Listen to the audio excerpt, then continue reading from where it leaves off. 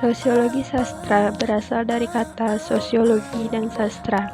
Sosiologi berasal dari kata sos, yang berarti bersama, bersatu, kawan, teman, dan logi atau logos, yang berarti sabda, perkataan, perumpamaan. Sastra dari akar kata sas atau Sanskerta berarti mengarahkan, mengajarkan, memberi petunjuk, dan instruksi. Akhirentra berarti alat, sarana. Merujuk dari definisi tersebut, keduanya memiliki objek yang sama, yaitu manusia dan masyarakat. Meskipun demikian, hakikat sosiologi dan sastra sangat berbeda, bahkan bertentangan secara diametral.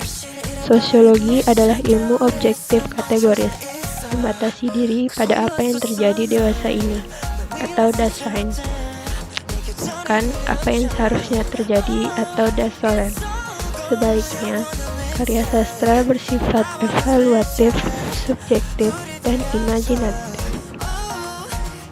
Sosiologi sastra adalah suatu telaah yang objektif dan ilmiah tentang manusia dalam masyarakat dan tentang sosial dan proses sosial. Sosiologi menelaah tentang bagaimana masyarakat itu tumbuh dan berkembang. Sosiologi dan sastra memiliki objek kajian yang sama, yakni hubungan sosial kemasyarakatan. Tujuan penelitian sosiologi sastra adalah untuk mendapatkan gambaran yang lengkap, utuh, dan menyeluruh tentang hubungan timbal balik antara sastrawan, karya sastra, dan masyarakat. Dikutip dari Jabrohim. Selanjutnya, perkembangan sosiologi sastra. Sejarah pertumbuhan konsep sosiologi sastra didasarkan pada dalil bahwa karya sastra ditulis oleh seorang pengarang, dan pengarang merupakan a silent being, makhluk yang mengalami sensasi-sensasi dan kehidupan empirik masyarakatnya. Dengan demikian, sastra juga dibentuk oleh masyarakatnya. Sastra berada dalam jaringan sistem dan nilai dalam masyarakatnya. Dari kesadaran ini, muncul pemahaman bahwa sastra memiliki keterkaitan timbal balik dalam derajat tertentu dengan masyarakatnya. Dan sosiologi sastra berupaya meneliti pertautan antara sastra dengan kenyataan masyarakat dalam berbagai dimensinya. Dikutip Sumanto tahun 1993. Sosiologi sastra diawali dari seorang filsuf Yunani bernama Plato. Teori Plato yang terkenal terkait dengan sastra adalah teori mimesis. Teori mimesis menganggap karya sastra merupakan tiruan alam dan dunia adalah tiruan dari dunia ide. Menurut Plato, semua karya seni yang ditulis merupakan tiruan atau mimesis yang ada dalam dunia ide.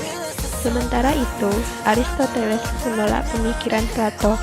Menurut Aristoteles, karya sastra tidak hanya sekedar ciplakan dari alam, melainkan juga hasil sebuah proses kreatif pengarangnya. Hubungan sastra dengan masyarakatnya sudah dibicarakan sejak zaman Plato dan Aristoteles. Meskipun demikian, sosiologi sastra sebagai ilmu yang berdiri sendiri, menggunakan teori dan metode ilmiah, dianggap sebuah ilmu yang baru muncul mulai abad ke-18. Baru kemudian bermunculan pemikir-pemikir yang mulai konsentrasi pada sosiologi sastra dengan anggapan manusia sebagai kreator yang otonom.